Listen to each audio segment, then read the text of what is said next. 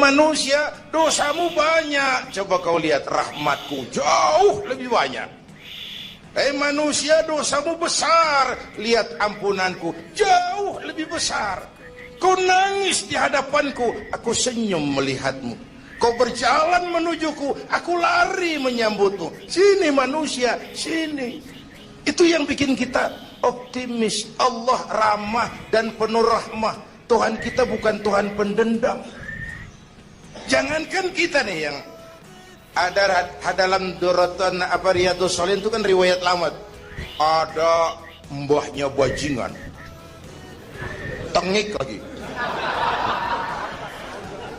Ini pernah membunuh 99 manusia. 99 orang dibunuh. Bayangin. Satu hari datang hidayah. Ada keinginan taubat kembali. Berangkat dia. Cari ustadz mau menyatakan taubat. Yang ditemuin ustadz belum tapi matang. Masih mengkel. Assalamualaikum ustadz. Salam. Kenapa? Ustadz, saya mau nanya. Apa? Saya mau taubat. Bisa nggak sih? Emang dosa ente apa? Saya pernah bunuh 99 orang, Ustadz. Oh, ente kelewatan amat. 99 mau gedean itu susah taubatnya. Susah. Enak aja 99 dibunuh. Kurang ajar ente. Oh, niat namanya bajingan digituin naik darahnya. Sialan nih Ustadz nih. Orang mau taubat kok ngomongnya nggak enak. Gue pikir daripada 99 dengan gue lempengin nih. Akhlakul karimah itu kriterianya itu langsung dari Allah. Jadi bukan manusia yang menentukan sesuatu itu baik, benar, salah. Itu hak prerogatif Allah. Nah, akhlak ini lebih lengkap, lebih sempurna daripada daripada adat misalnya.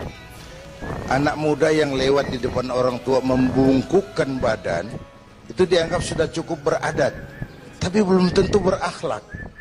Niatnya apa dia bungkukin badan? Ngedek kaki-kaki udah bongkok. Tergantung niatnya itu. Secara adat dia sudah beradat, tapi belum tentu berakhlak. Bergantung motivasinya. Oleh sebab itu dalam Islam, akhlak itu 3. Pertama, akhlak kepada Tuhan. Ini yang terpenting dan ini pondasi. Akhlak kepada Tuhan itu intinya 2. Jangan menyekutukannya dengan sesuatu pun, jangan menyembah kecuali hanya kepadanya. Itu berakhlak apa tidak kita kepada Tuhan, kelihatan dari 2 ini. Jangan menyekutukannya dengan sesuatu, jangan menyembah kecuali hanya kepadanya. Itu sumber nilai akhlak.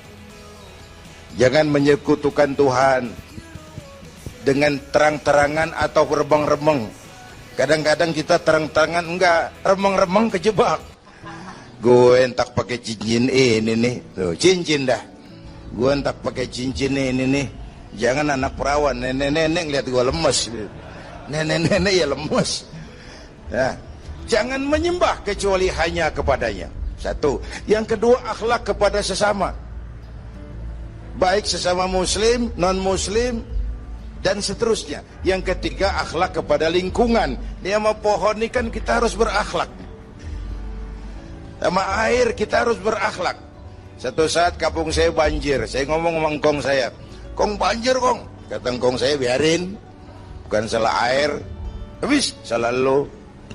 Salah kita bagaimana? Lah, lo tempat air lo tempatin. Yang punya tempat datang dia kagak ngerti. Ini tempat gua di sini nggak beda lo. Banjir. Artinya apa? Di Jakarta ini kita nggak ngasih tempat buat air. Pantas dong dia ngayap kemana-mana. Al-Quran mengajarkan wa tilkal ayyamu nudawiluha bainan nas. Hari itu kami putar di antara manusia. Tidak ada yang tetap. Segalanya pasti berubah. Sehingga para filosof bilang yang tetap adalah perubahan.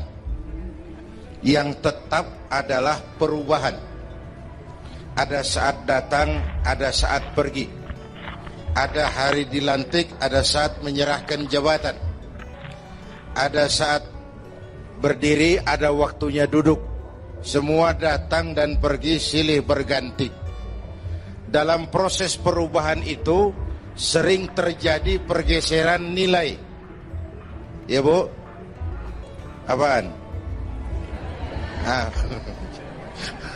Serius banget.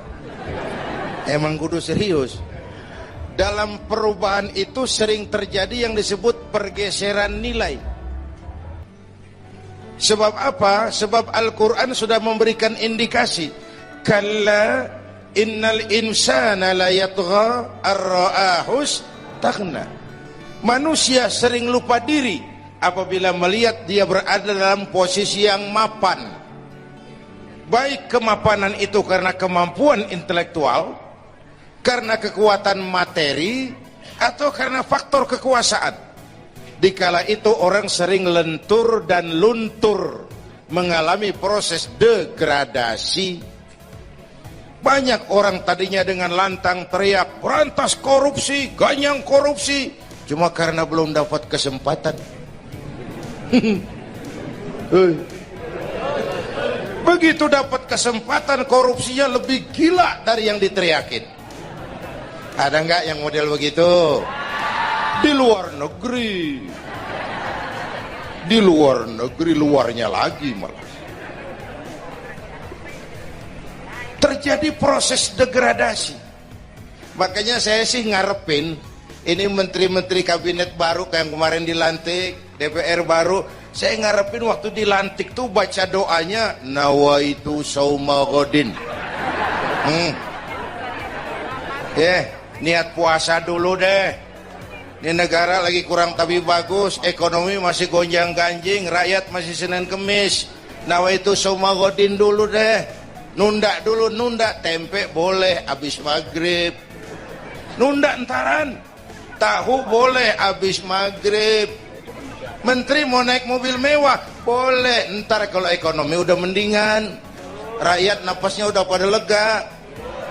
Nawaitu saum, ini malah dilantik malah Allahumma lakasumtu. Doa buka puasa yang dibaca habis rakus semua jadi.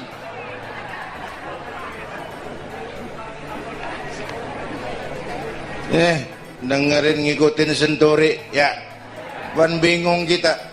Siapa yang nanggung jawab ini? Yang jawab banyak banget, yang nanggung kagak ada. Bener nih. Yang jawab semua jawab pakai jurus bekelit. Yang nanggung kagak ada. Nih ujung-ujungnya saya khawatir kayak lagu Bengawan Solo. Akhirnya ke laut. Kalau udah ke laut udah kagak ada yang ngurusin, udah ribet urusan.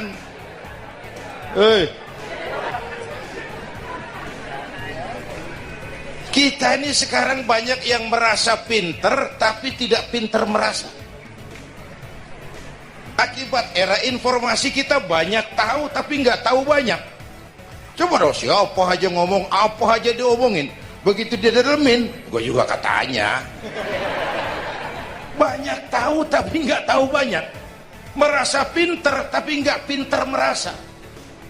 Orang tuh kalau merasa pinter yang timbul keangkuhan. Tapi kalau pinter merasa yang timbul kebijakan. Ayolah, nah itu sama godin sebentar kok, nunggu maghrib deh. Kalau ekonomi udah beres, rakyat hidupnya udah rada mapan, itu menteri mau pakai mobil mbahnya mewah, masa bodo amat. Ya, dong menteri-menteri di Inggris harga mobil dinasnya 200 jutaan. Padahal Inggris yang bikin Rolls Royce, Inggris bikin mobil Bentley, Inggris bikin mobil Aston Martin. Aston Martin itu merek parfum apa mobil pakai? Hah? Merek parfum apa mobil? Merek mobil bang. Itu Aston Martin yang dipakai James Bond itu. Oh iya iya. Punya pakai? Gue juga katanya.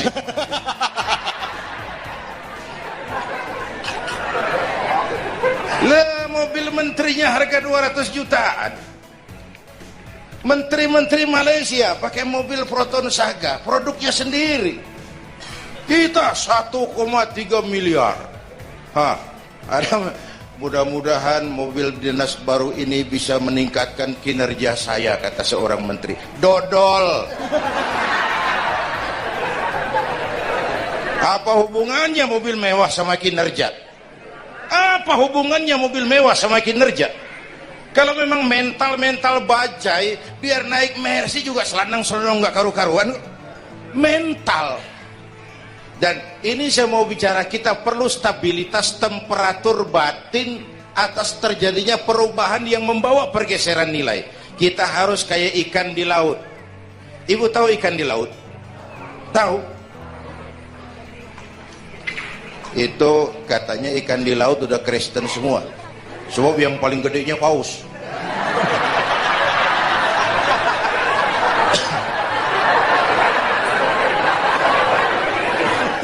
Menghadapi arus perubahan kita itu harus seperti ikan di laut, kata saya tadi. Ikan di laut biar 3 tahun berendam di air asin, nggak ikut jadi asin tuh. Ya. Kenapa? Karena dia hidup.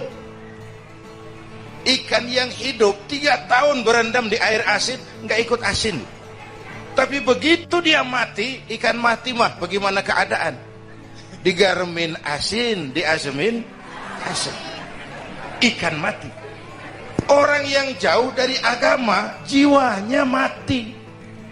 Kalau jiwanya mati, gampang diasem garmin lingkungan. Dekat sama ustadz, kalem kayak ustadz. Dekat sama tukang mabok, teler aja lagi. Gue sih bagaimana yang nyampor aja gue mah. Gampang diasem garmin lingkungan.